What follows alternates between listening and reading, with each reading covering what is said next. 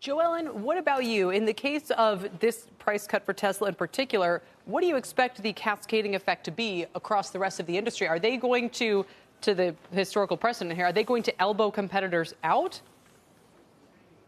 I think that's the likeliest scenario, at least for right now. I mean, Tesla definitely has the best position relative to supply chain and to getting cars out on the market.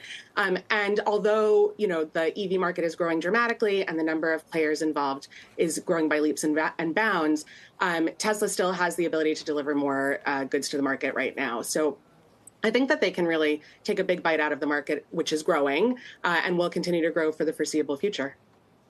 And the cost of that is near-term profit margins, Joellen, right? So, I mean, maybe give us a feel for what would success look like? Is it going to start off by looking like failure? I don't know that it will, to be honest. I mean, the profit margins at Tesla are still very strong. And to be fair, if Elon Musk wanted to rebate everybody $10,000 out of his own pocket, he could do that pretty handily. So I don't see a huge cut to Tesla's long-term profitability. There might be a short-term bump or drop, rather, but it's not going to be a organizationally threatening event. Phil, how much pressure is Tesla under to boost deliveries?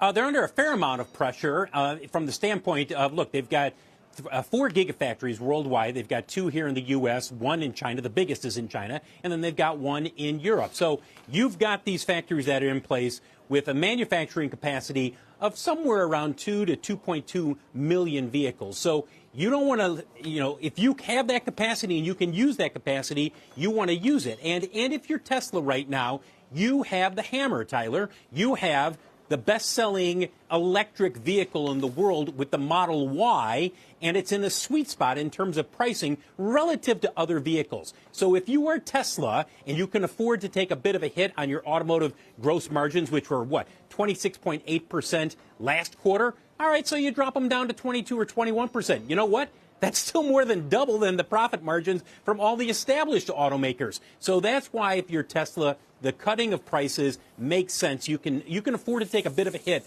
on profit margins, but you can grow deliveries potentially. And Mike, are you looking to the stocks of the other EV automakers kind of for signs here of which way this one is going to break in terms of opening up more of the market to Tesla or shooting themselves in the foot?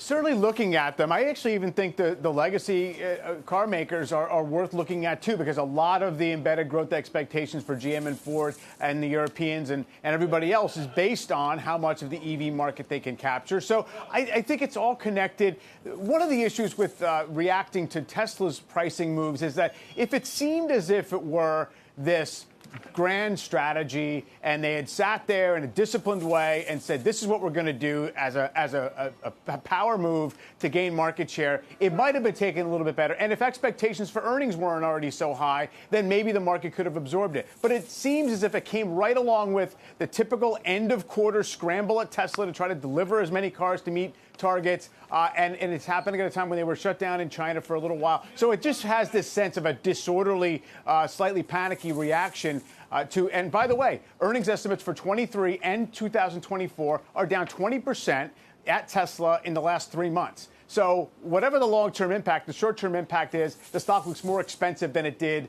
in September, even if it were at today's price. Joellen, how vulnerable, let me put it that way, is Tesla to Elon Musk's popularity or lack of same? I think it's really too soon to tell, particularly because the kind of base Tesla buyer leans Republican. So the fanboy base of Tesla is the same as the fanboy base for Elon Musk. The range of EVs available for people who don't like Musk is still pretty large.